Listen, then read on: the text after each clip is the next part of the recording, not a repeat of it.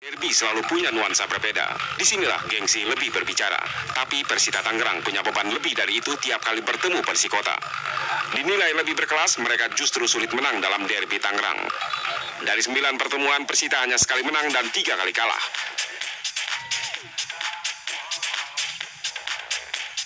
Tapi Cesar Bravo menghadirkan mimpi buruk. Memanfaatkan tendangan sudut di menit ke-7 babak pertama, sundulan stoper asal Chili ini menembus gawang Persita yang dikawal Sofyan Hadi. Bahkan Aliudin yang belakangan tengah menurun tampil kesetanan pada hari itu. Sayang, sundulannya membentur Mister Gawang.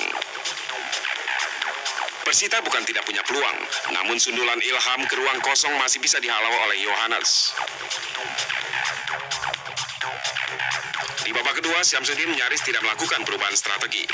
Terlalu mengandalkan duet Ilham dan Arif membuat serangan menjadi monoton dan mudah dibaca lawan. Kekalahan tidak terhindarkan. Untuk kedua kalinya di musim ini, Persita harus tunduk dari saudara mudanya, Persikota.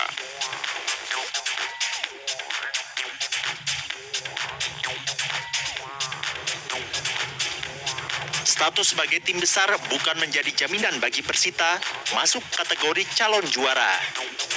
Klub yang bermarkas di Stadion Benteng ini hanya mampu berada di papan bawah klasmen sepanjang musim 2006.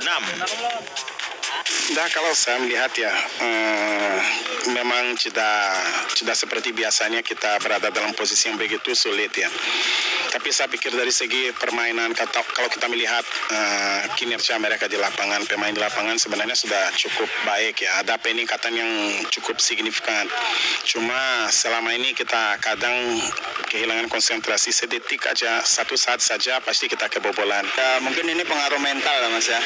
Mungkin kita di pihak Persita sendiri, dari pihak pengurus, mereka udah percaya pada kita, pada kemampuan kita.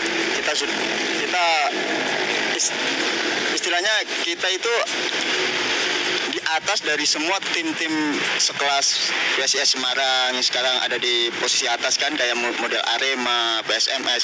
Saya berada di atas level mereka. Tapi kalau setiap kita bertanding di lapangan, tidak tahu kenapa anak-anak selalu down dan kemampuan mereka tidak 100% mereka keluarin semua. Apakah para pemain kecewa dengan Jackson F. Tiago yang hingga saat ini belum bisa menemukan formasi terbaik? Saya suka Coach Jackson, because semua pemain, bukan saya sendiri, semua pemain suka Coach Jackson. Coach Jackson kasih semua pemain motivasi. So bilang, ayo fight. Nanti bicara sama pemain satu-satu aja.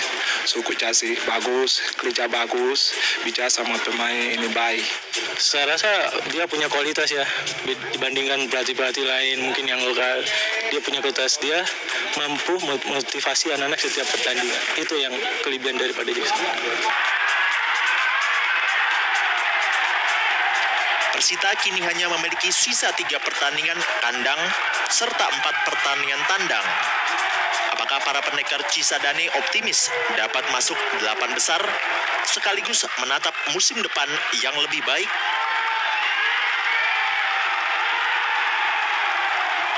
Ya, kalau menurut saya kita tidak melihat ke degradasinya Mas ya.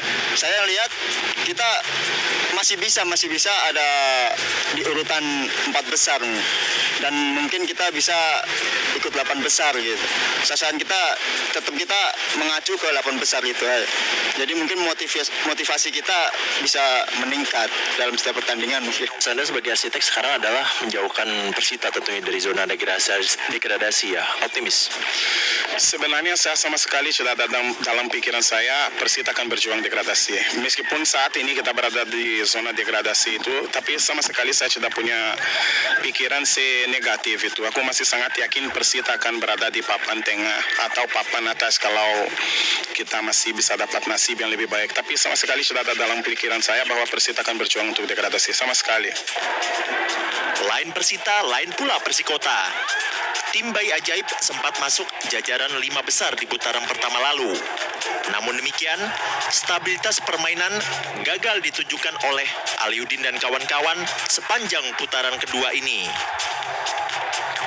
Ya, sebetulnya situasi ini dimanapun bisa terjadi ya, tetapi Persikota saya pikir memang ada terjadi tapi tidak seperti yang kita iniin seperti semula gitu. Tapi yang pasti adalah bahwa cederanya pemain dan akumulasi kartu kuning itu yang mempengaruhi penampilan Persikota di putaran kedua ini. Hubungan tidak harmonis antara pemain asing asal Afrika dan Amerika Latin serta pemain lokal dianggap sebagai salah satu penyebab Persikota tidak kondusif. Ya, dulu tidak miskomunikasi karena apa? Di latihan saja, mungkin ada di luar lapangan, oke sudah cukup. Tidak ada jalan sama-sama, makan sama-sama, oke tidak ada itu. Sekarang sudah cukup, sudah siap, tidak ada masalah lagi. Saya kira inti permasalahannya di saat putaran pertama kita sudah selesai, putaran kedua ini di saat tim-tim lain mempersiapkan diri dengan matang, itu ada pembelian pemain, Persikota tidak ada pergantian pemain. Berkat kemenangan telak 6-0 atas PSDS Deli Serdang, membuat Persikota kembali masuk jajaran elit. Tim Bayi Ajaib pun kini rela bertempur habis-habisan demi tiket menuju Senayan. Ya kalau saya pribadi ya dengan rekan-rekan ya kita harus maksudnya semaksimal mungkin ya untuk mengejar ya syukur-syukur kita insya Allah mudah-mudahan bisa masuk ke 8 besar gitu. Kita ingin memenangkan suatu peperangan. Jadi anak-anak harus mengerti itu ya, sehingga penjagaan kondisi, keharmonisan antara pemain itu yang paling penting menghadapi laga-laga ke depan. Jadi optimis untuk Senayan.